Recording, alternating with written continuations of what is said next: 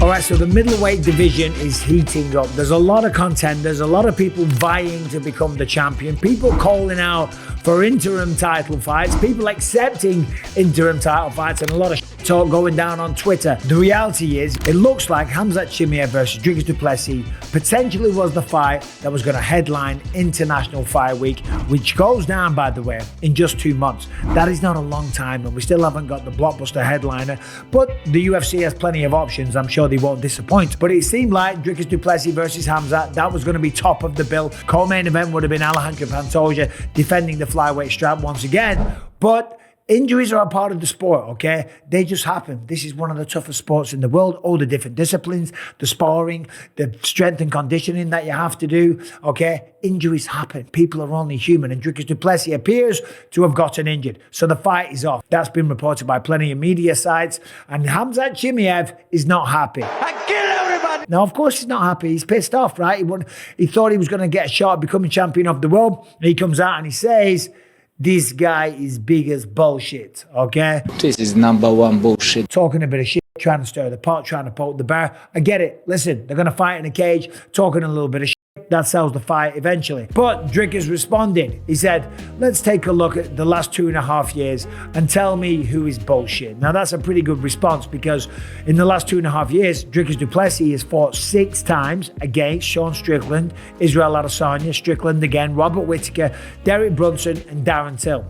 In the last 2.5 years, Khamzat Chimaev has beaten Robert Whittaker, which was a stunning performance. A cancelled fight against Robert Whittaker before that. Beat Kamaru Usman, who he took on short notice, by the way. But, you know, very close fight. And then had 2 cancelled fights before that. One with Paulo Costa and one with Nate Diaz. So that's what he's saying. He's saying, look, listen, you're the one getting all the cancelled fights, mate. Okay? I'm over here doing my thing, beating the best fighters on the world time after time, right? DRICUS is the man. He's incredible. And I don't think he's sidestepping or dodging or trying to avoid anybody.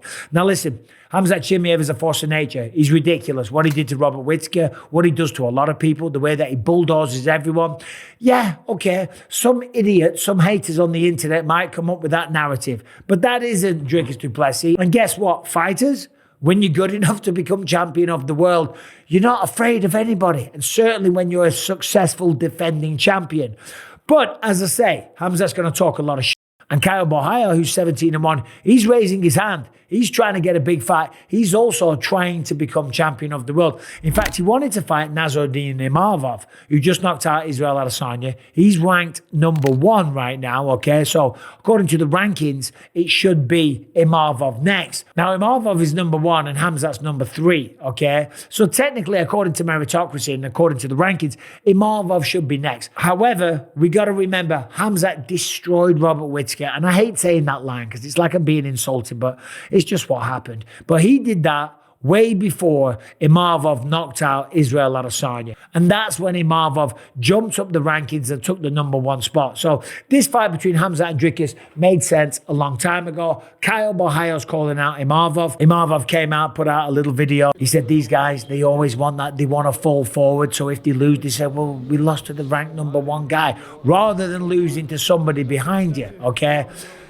I understand Imavov saying that, but it's like, dude, Caio Borralho's ranked #6, okay? He's undefeated in the UFC. He's on a 7-fight win streak, okay? You have to take on opportunities. You have to take fights. And sometimes you got to fight behind you. When you're ranked #1, the only person that's ahead of you is the champ. And I understand him wanting to sit and wait on the sidelines. But when you do that, passes you by. You miss opportunities. And right now, there's potentially a fight that's going to happen between Khamzat Chimaev and Caio Borralho for the interim strap, which is crazy because there shouldn't be any talk of an interim title, okay? DRICUS has been an active champion. He was going to fight apparently on International Fight Week and he got injured, okay? As I said, injuries happen. Happens all the time. The only way I could see any kind of validity to an interim title fight would be if DRICUS needs surgery. If he's going to be out for about 6, 7, 8 months at minimum, then okay, fair enough. The division's got to keep moving on. I mean, you've got Imavov there, #1, that's refusing to fight anyone. So that would be the only circumstance where an interim title fight would make sense, okay? So Caio Borralho is calling out Khamzat Chimaev. And he said, Khamzat said, yes, the only thing that makes sense is the interim title. This fight is going to be bigger than him versus DRICUS. Mark my words. And then, of course, Khamzat Chimaev came out, shared a picture, or shared a video, should I say, of him choking out Caio Borralho in the gym. Okay? Now, this is the problem. In modern day mixed martial arts, everyone's got a phone. Everyone's a cameraman. Most fighters have a YouTube channel. Not talking shit. But it's something to build their brand and attract sponsors and stuff like that. And also, you want to blog your journey through mixed martial arts. I wish I was doing it more when I was a kid. I do have another channel with some older stuff on, but I wish I was doing it all the way through. I kind of gave up on it and forgot all about it. And I was too busy training for the fights. I didn't give a about YouTubing or anything like that. But however, as I say, I digress. Right now, everyone has a camera in their hands. And anytime these fighters start to go at it, the cameras come out, gets caught on video, and people start talking shit, okay? Right? You shouldn't tap and tell. What goes on in the training room should stay in the training room. And I know you might think that I'm full of shit for saying that because I talked about Luke Rockhold when we sparred, and that's what kind of started this whole rivalry back in the day. And of course, me and Luke these days were good. But listen, hey, it is what it is, Don't do as I do. Do as I say. What goes on in the gym should stay in the gym. Now, apparently, Caio Borralho was helping Khamzat Chimaev train, okay? So he was being a good training partner. Maybe they were just drilling the positions and he was letting him work that, and that's what was caught on camera, right? There's a little video where he shoots in and Khamzat kind of turns the corner, takes the back and stuff. That looked like they were just drilling and Caio Borralho was being a willing training partner. But the reality is, I don't know if that's the details or not. What we do know is that these guys want to fight each other. So Khamzat said, if we fight 500 times, you will never win. If somebody knows, you know that, bro. Obviously alluding to what went down in the gym. And apparently Khamzat is that guy in the gym as well, okay? Sean Strickland said, listen, you're better than everybody here. Apparently he was tapping out Sean Strickland. So you're better than everybody, so just don't hurt people. According to this, he's tapping out Caio Borralho. And Caio Borralho comes back and says, all right, if you say so, sign the fucking contract and we will see. Okay, so fair play to Caio Borralho. That is a fantastic response, because that's all Khamzat has to do. Even though that would have been a worthy headliner for International Fight Week, I'd still like to see Khamzat versus Caio Borralho. Interim strap or not, okay? And on the sidelines, we've got Imavov that turned down Caio Borralho, and he might be left not fighting, because if Caio and Chimaev do fight, especially if it's for an interim title fight, you got to think the winner of that is probably going to fight DRICUS Plessis.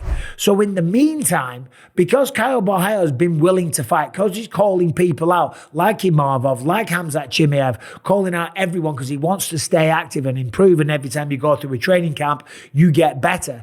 Because he's been doing that, he might have just leapfrogged Imavov. I'm just thinking out loud. I'm not saying that's definitely happened, but I guess the moral of the story here is that you got to stay active. You got to fight. Because if something big happens, then you leapfrog other people. Like Paddy Pimblett, the way that he just destroyed Michael Chandler. He's got nothing but massive options now. As I talked about in another video, there's Islam Makhachev and his coaches calling him out. There's Ilia Topuria calling him out, right? You continue to fight. You put on great performances. You thrill audiences, okay?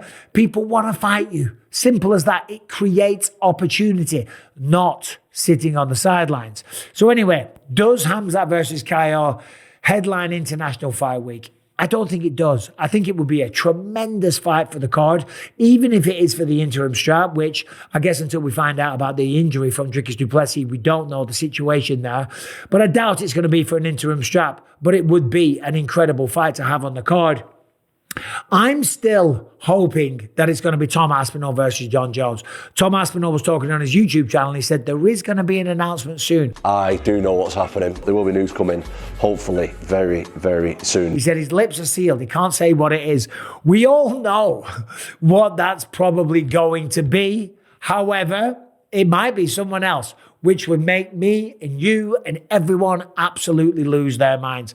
Anyway, what do you think about this whole situation in the middleweight division? Seems to certainly be heating up. You've got DRICUS as the champ, who's currently out, injured. Imavov, number 1, doesn't want to fight anyone. Sean Strickland, who was the man of the moment, who's kind of forgotten about right now. Well, in fact, he's not forgotten about. Israel Adesanya wants to get his hands on him. I think that makes a lot of sense. Then you got Robert Whittaker, who, of course, is coming off an injury. Caio Borralho, who might leapfrog everybody and get his hands on Khamzat Chimaev. Then it's Jared Cannonier. So fun times for the middleweight division, but the question is, who headlines International Fight Week? What do you make of this whole situation? Should it be for an interim title? I don't think so. I'll say that one more time. And then subscribe and ring the bell. Thanks for watching. I'll see you next time.